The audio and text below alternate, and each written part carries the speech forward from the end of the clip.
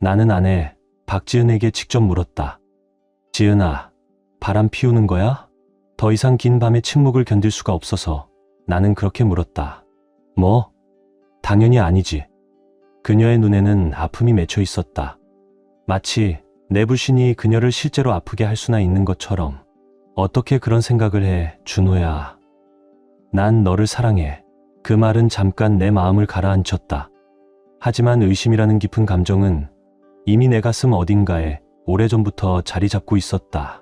그래서 나는 사설조사원 강민재를 이미 고용해 두었다. 그는 이런 사건을 전문으로 다루는 사람이었다. 감정이란 것을 드러내지 않는 차갑고 무심한 표정의 남자였다. 군더더기 질문을 하지 않았다. 그는 그림자처럼 조용히 눈에 띄지 않게 관찰을 시작했다. 며칠, 아니 몇 주쯤 지난 어느 날 밤, 그는 늦은 시간에 나에게 전화를 걸었다. 준호 씨, 꼭 봐야 할 게 있습니다.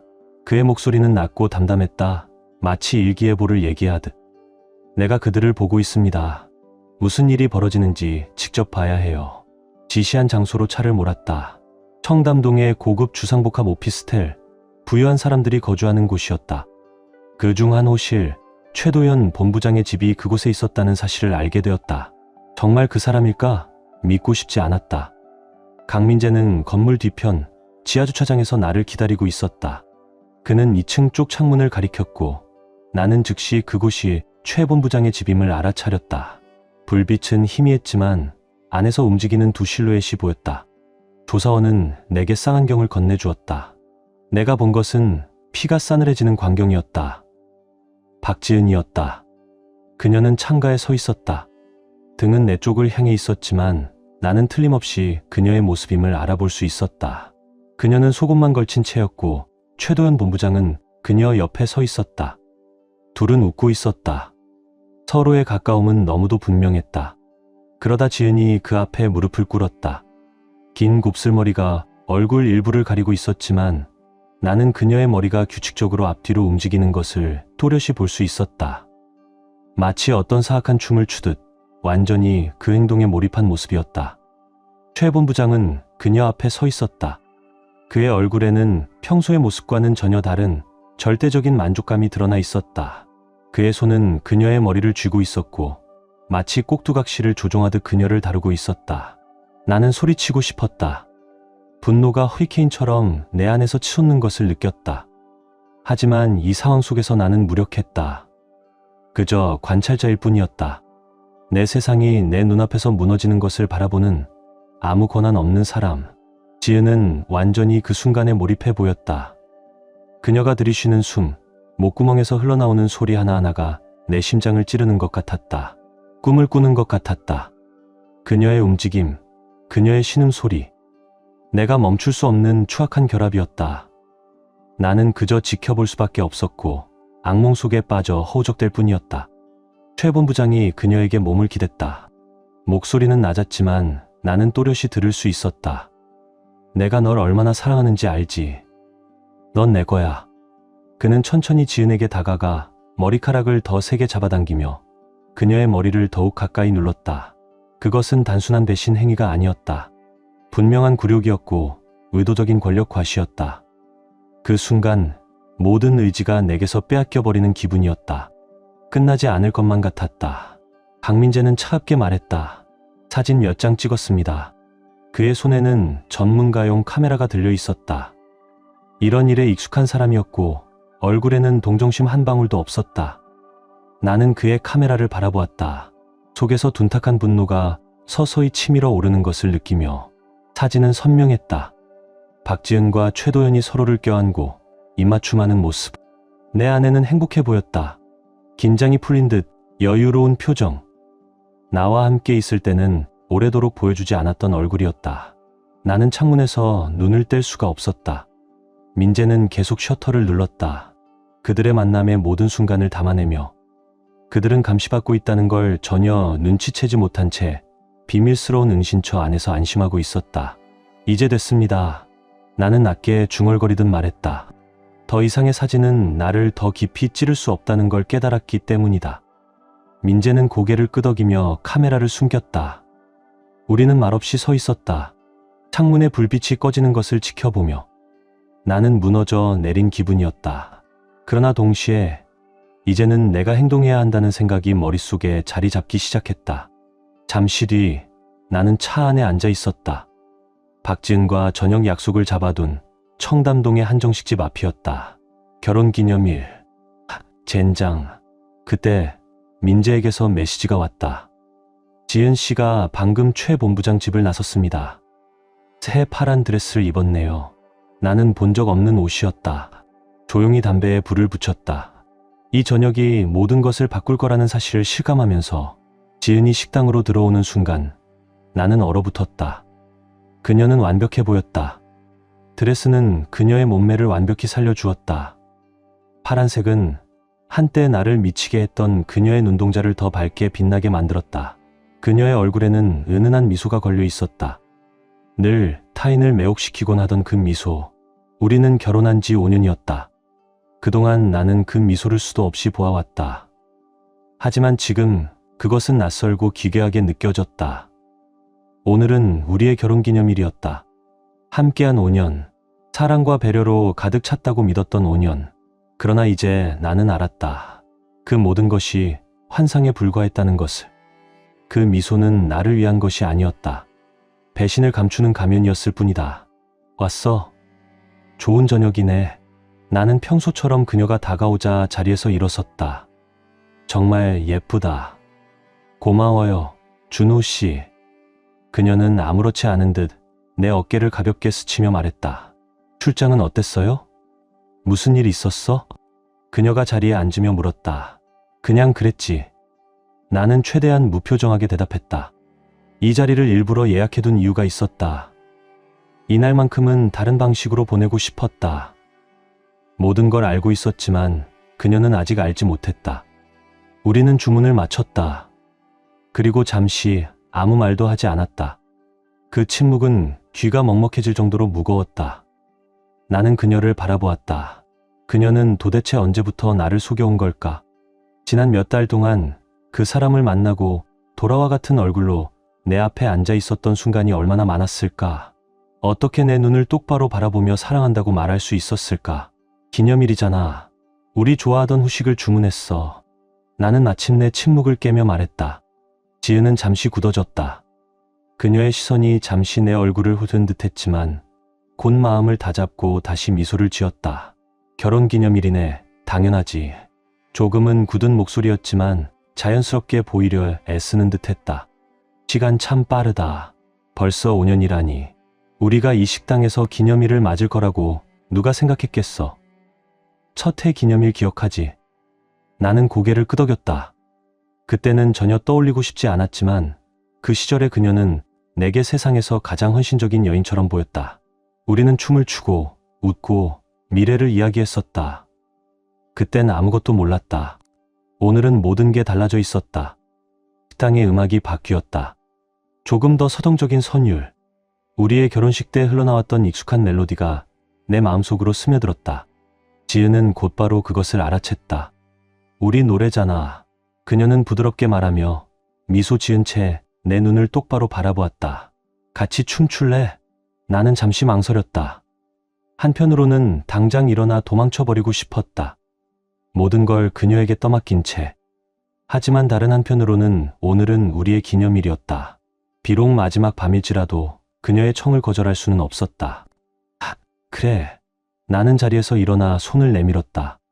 우리는 식당 한켠의 빈 공간으로 향했다. 춤이 시작되었다. 그러나 뭔가 달라져 있었다. 나는 그녀를 품에 안았지만 예전처럼 따뜻하게는 아니었다. 지은은 그것을 느꼈지만 티를 내지 않았다. 모든 게 괜찮은 듯 애써 평정을 유지했다. 음악의 박자에 맞춰 돌고 도는 순간 나는 눈을 감았다. 무언가 느껴보려 했다. 한때 내가 가졌던 사랑을. 하지만 이제는 사라지고 없었다. 남은 건 기만, 거짓, 배신뿐이었다. 노래가 끝나자 우리는 자리로 돌아왔다. 나는 그녀가 평온한 척 애쓰는 모습을 똑똑히 보았다. 하지만 이제 더는 그녀의 규칙에 맞춰 놀아줄 생각이 없었다. 오늘 좀 달라 보이네. 나는 그녀가 드레스를 매만지는 순간을 잡아 그렇게 말했다. 이 드레스 기억에 없는데 새로 산 거야? 지은은 잠깐 얼어붙었다. 그 짧은 순간만으로도 내 질문이 그녀를 당황하게 했음을 알 수 있었다. 응, 최근에 산 거야. 그녀는 담담한 척 대답했다. 마음에 들어? 아주 많이. 나는 천천히 고개를 끄덕였다.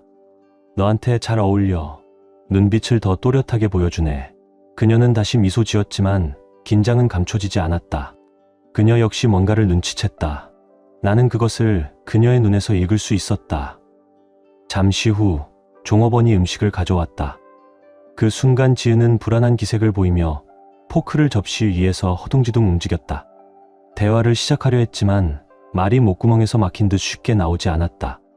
뭔가 문제 있어, 준호 씨. 무슨 일인데? 마침내 그녀가 물었다. 목소리는 부드러웠지만 그 속에는 불안이 묻어 있었다. 오늘따라 좀 멀어 보여.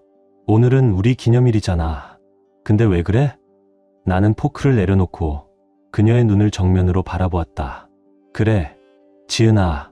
오늘은 우리의 기념일이지. 나는 담담히 대답했다. 그래서 내가 정말 숨기고 있는 게 뭔지 그 얘기를 하고 싶어.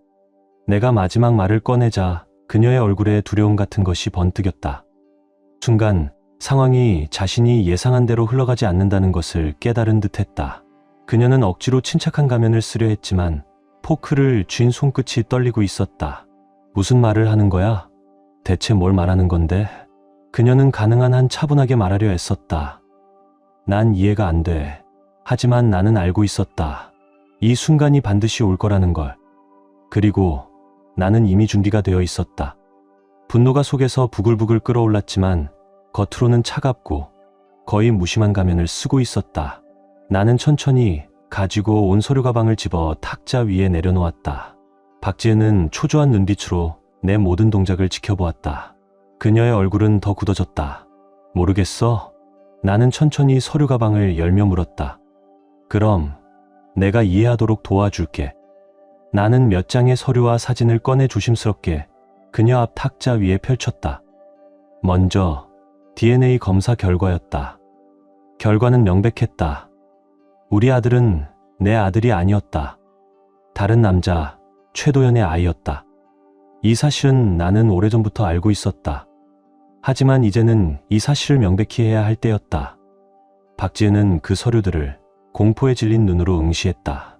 뭔가 말하려 했지만 말은 목구멍에 걸린 듯 나올 수가 없었다. 나는 그녀가 그 정보를 소화하려 애쓰는 것을 볼 수 있었다. 하지만 자신감 있는 척하려는 그녀의 시도는 내 눈앞에서 무너져 내렸다. 이건 DNA 검사야.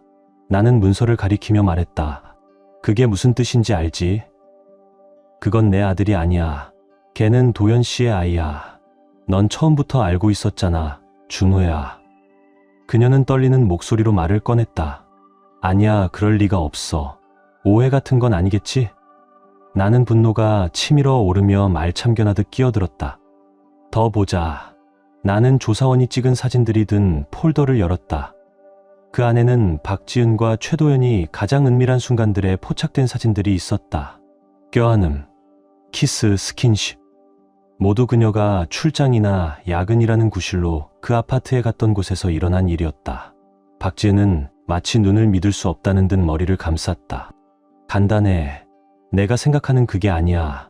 그녀가 말하기 시작했지만 목소리는 약했고 자신도 자기 말에 믿음을 갖지 못하는 듯했다. 내가 생각하는 그런 게 아니야. 나는 냉정하게 눈썹을 치켜올리며 그녀를 쏘아보았다.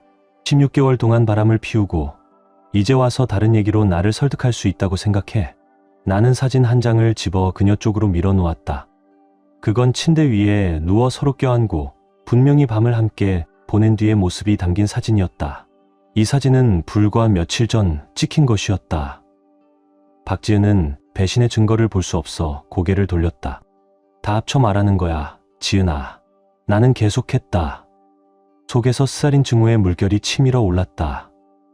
내가 하는 말 한마디, 내가 내딛는 한 걸음, 내 메시지들, 통화들, 만남들. 전부 다 알고 있어. 넌 처음부터 날 속여왔어. 그녀는 연인에 관해, 우리 결혼 생활에 관해, 심지어 아이에 대해서도 거짓말을 해왔다. 그녀는 조용히 흐느끼기 시작했지만 내 눈에는 그것이 동정을 호소하려는 한심한 시도로 보였다. 그녀의 눈물은 더는 중요하지 않았다. 어떤 것도 바꿀 수 없었다. 그녀는 숨을 끊어지듯 속삭였다. 실수였어. 준호야. 큰 실수였어. 내가 약했어. 우연히 그런 일이 일어났어. 나는 참을 수 없는 빈정거림을 억누르지 못하고 비웃었다. 우연이라니, 16개월의 우연이라. 지은아, 넌 속이고 있어. 거짓말은 실수가 아니야. 그건 선택이야. 그와 함께한 밤마다, 집에 돌아왔을 때마다 그건 모두 내가 의식적으로 선택한 거야. 나는 다시 사진들을 꺼냈다. 그동안 찍힌 수십 장의 사진들을 탁자 위에 늘어놓았다. 그 모든 사진 속에서 지은은 최도연과 함께 있었다. 그의 오피스텔에서, 식당에서, 호텔에서 그들의 순간들이 세세하게 담겨 있었다. 넌 날 속였어. 내 목소리는 점점 더 차갑게 변했다. 배신했고 우리의 삶을 망쳤어. 변명하려 하지 마. 오늘로 모든 게 끝이야. 지은은 얼굴을 손으로 가리고 울고 있었다. 그러나 그녀의 눈물은 더 이상 내 마음을 움직이지 못했다. 이제는 끝이었다. 나는 이미 이혼 소송을 제기했어. 나는 담담히 말했다. 다른 서류를 집어들며. 여기 모든 서류가 있어. 지금 당장 서명해. 지은은 두려움과 고통으로 가득 찬 눈으로 나를 올려다보았다. 뭔가 말하려 했지만 이제 더는 들을 생각조차 없었다. 나는 서류를 그녀 앞으로 밀어놓았다. 그녀의 손은 떨리고 있었고 마치 믿을 수 없다는 듯 현실을 거부하는 표정이었다. 거짓과 속임수로 쌓아 올린 세계가 그녀 눈앞에서 무너져 내리고 있었다. 하지만 나는 더 이상 연민을 느끼지 않았다. 그 길을 택한 건 그녀 자신이었고 이제 그 선택의 대가를 치르는 것이다. 서명 못해. 결국 그녀는 쉰 목소리로 말했다. 준호 씨, 제발 난 이혼하고 싶지 않아. 난 아직도 당신을 사랑해. 그 말은 한때는 내 영혼 깊숙이 파고들던 말이었지만 이제는 공허한 메아리일 뿐이었다. 나는 그녀를 바라보았다. 그리고 머릿속에 장면들이 번쩍였다. 그녀와 최도연의 밤, 은밀한 만남들, 흥신소가 찍어온 사진들. 모든 증거가 내 앞에 놓여 있었다. 더는 그녀의 말 한마디도 믿을 수 없었다. 웃기지 마. 분노가 다시 치밀어 오르며 나는 말했다.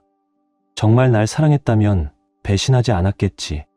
16개월 동안 다른 남자와 함께 잠자리를 하지도 않았을 거고 그의 아이를 내 아이라 속여놨지도 않았을 거야.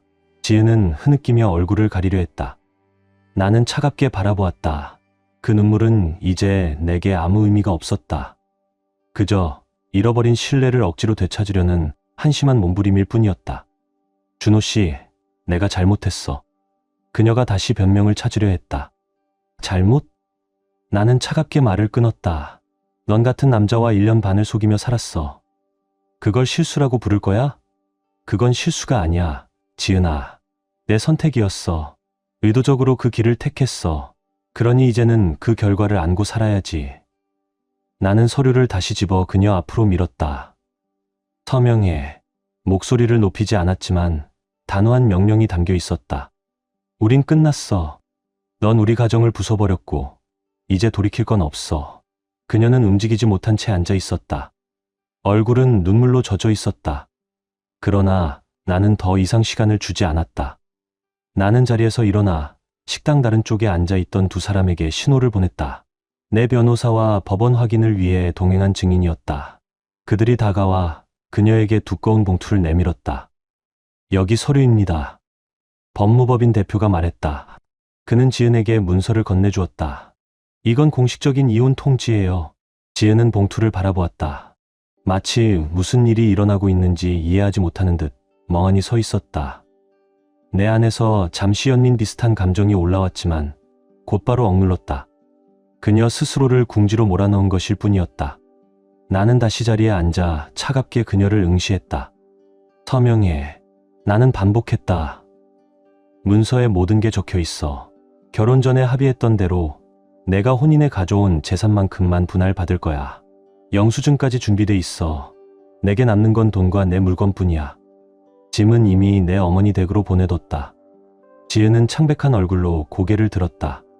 당신 알고 있었구나. 그녀가 속삭였다. 이 모든 시간 동안 다 알고 있었어?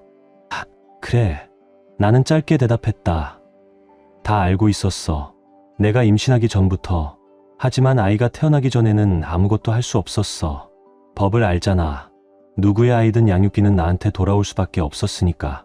하지만 이제는 상관없어. 그녀는 다시 문서를 내려다보았다.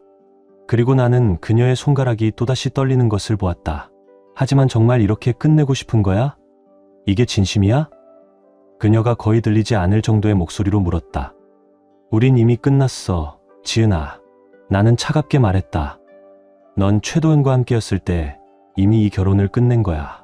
더 이상 너한테 바라는 건 없어. 서류에 서명하고 떠나. 지은은 오랫동안 눈앞의 서류를 바라보았다. 눈물이 그녀의 뺨을 따라 흘러내렸다. 하지만 내 마음에는 더 이상 실망 말고는 아무것도 남아있지 않았다. 마침내 그녀는 펜을 집어들었다. 깊게 숨을 들이마신 뒤 서류에 서명을 했다. 나는 그녀의 이름이 한 줄 한 줄, 페이지마다 또렷이 적히는 모습을 지켜보았다. 그 선 하나하나가 모든 것이 끝났다는 최종 확인이었다. 좋아. 서명이 끝나자 나는 말했다. 이제 우린 자유야. 나는 자리에서 일어나 그녀의 결혼 반지를 집어들었다. 지은은 망설이다가 결국 반지를 빼내 내게 건넸다. 나는 그것을 주머니에 넣고 변호사와 증인에게 고개를 끄덕였다. 넌 이제 자유야, 지은아. 나는 차갑게 바라보며 말했다. 네, 남자에게 가. 난 더 이상 붙잡지 않아. 그녀는 아무 말도 하지 않았다. 그저 흐느끼며 자리에서 일어나 가방을 챙겨 들고 식당 밖으로 달려나갔다. 그녀의 모습은 인파 속으로 사라졌다. 나는 자리에 홀로 남았다. 모든 것이 끝났음에도 마음속에는 여전히 공허함이 남아 있었다. 잠시 후 종업원이 다가와 접시를 치우며 물었다. 괜찮으세요? 그녀는 내 싸늘한 눈빛을 보고 조심스럽게 물었다. 네. 나는 의자에 몸을 기댄 채 담담히 대답했다. 괜찮습니다. 저녁은 훌륭했네요. 나는 자리에 조금 더 앉아 있었다. 지난 몇 년의 무게가 느리지만 확실하게 내 어깨에서 벗겨져 나가는 것을 느끼며 그녀는 남편과 솔직히 마음을 털어놓고 관계의 문제에 대해 대화할 수도 있었다. 하지만 대신 거짓과 배신의 길을 선택했고 결국 그 선택은 모두에게 파멸적인 결과를 가져왔다. 부부관계에서 어떤 문제든 사랑이 식어가든 다른 사람에게 흔들리든 반드시 솔직한 대화가 필요하다. 그 문제를 외면한 채 거짓말을 이어가면 결혼만 무너뜨리는 게 아니라 서로의 인격까지 파괴해버린다. 한편 이 이야기는 또 다른 교훈을 준다. 자신의 감정과 직감을 듣는 일이 얼마나 중요한가 하는 것이다. 주인공은 아내의 불륜을 오랫동안 의심했지만 끝내 자신의 의심을 믿지 않았다. 결국 진실을 밝혀냈지만 그 상처는 그의 영혼에 지워지지 않는 흔적으로 남았다. 이 이야기는 우리에게 상기시킨다. 아프더라도 내면의 목소리에 귀를 기울여야 할 때가 있다는 것을. 의심과 불신은 관계 속 깊이 자리 잡은 문제를 알려주는 신호일 수 있고 그것을 제때 다루지 않으면 파괴적인 결과로 이어질 수 있다. 마지막으로 이 이야기가 가르쳐주는 건 이혼이 반드시 끝은 아니라는 점이다. 때로는 새로운 삶의 시작이 될 수도 있다. 이별만이 자존심을 회복하고 앞으로 나아갈 수 있는 유일한 길일 때도 있다. 배신. 그것이 아무리 고통스럽더라도 자기 자신을 성장시키고 내면의 힘을 찾게 만드는 계기가 될 수 있다.